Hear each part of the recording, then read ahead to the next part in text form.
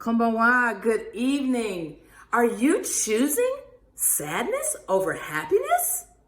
Of course not, Michelle. I want to show you today that you more than likely are doing this and you don't even know it.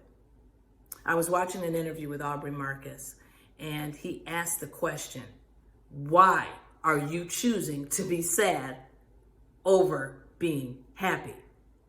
And the answer was simple.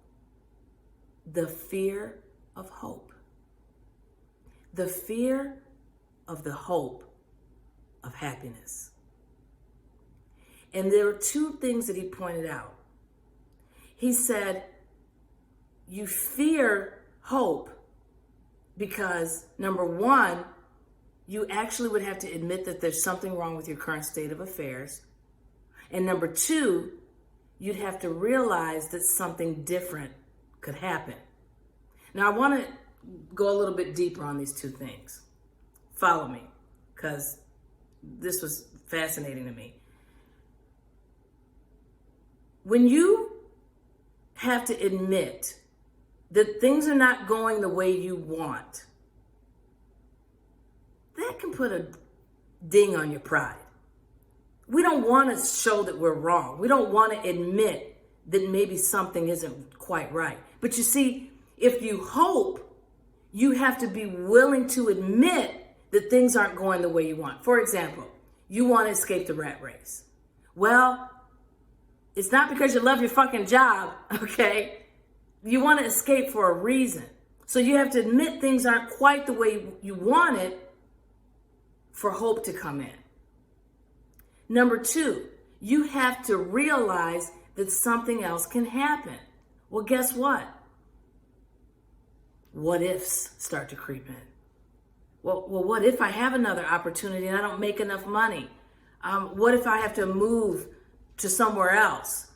What if I won't like it?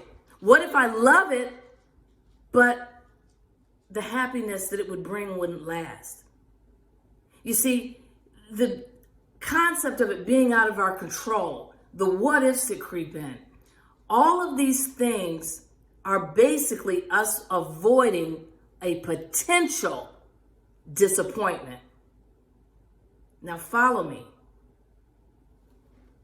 We know we want something, but we don't know if we're really going to get it. So to avoid potential disappointment, I'm not even going to try to hope for something better. I mean, why tease myself? But guys, here's the problem.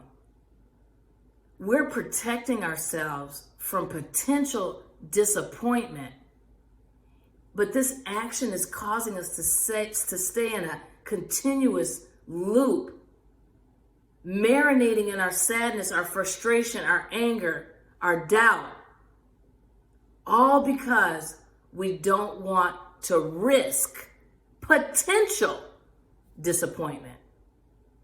Now, I could go down various avenues to explore different ways to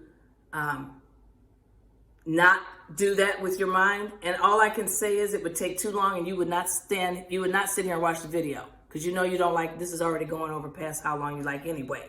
So I'm trying to make it short, and I would just say this. Click on my profile page where it says click here, and it'll take you to the description, and in the description is a link to my private Facebook group, the Divorcee's New Normal Club. Now, I've told you before, it is not a place just for divorcees. If you've been affected by divorce in any way, indirectly, personally, it's a great place to learn how to empower your mind, how to shift your life in the direction that you want it to go. And it's really for anyone, because you see, regardless of what you've gone through, we all have different things that we go through. I just happen to be focusing on the fact that I know the hell of divorce, and when I brought myself through that, there were various shifts that I had to do with this. And I like to share that stuff in my group. So I would encourage you to click the link that'll get you the invite to the group, and I would love to see you in there. But I'm all babbling right now, so I'm going to end the video, and I just want you to know, please stop choosing sadness over happiness just because you have too much pride or because you're simply avoiding the risk of a potential disappointment. You're only sabotaging yourself. Michelle, the new normal woman's divorce coach, telling you as always, keep your head up and keep moving forward. Bye-bye.